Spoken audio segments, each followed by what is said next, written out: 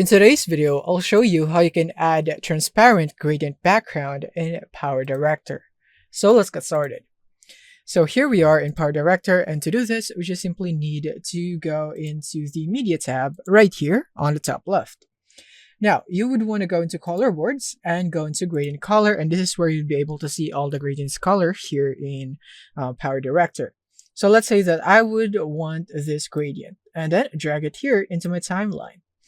And now I should see it just like that. And now I have this gradient right here.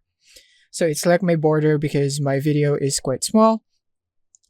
And next is that I would want to go and make it a little bit more transparent. So to do that, it's really easy. You can click here on change color first, and then from here you can change the color however you'd want. So for example, I'd like to change the color into this one and this color into green, maybe something like that.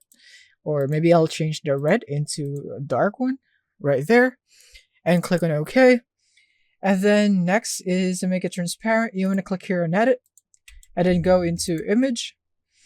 And now you want to go into opacity, and now just bring back the opacity a bit right there, and the gradient is becoming more and more transparent, which is the background right here. So that's basically how you can do that. Essentially, you just need to make sure that your gradient here as it is at the top of your main footage right here so that it will serve as the background.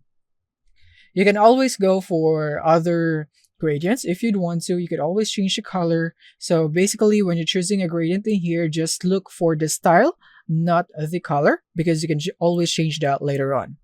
So that's it. Thank you for watching, and see you on the next video.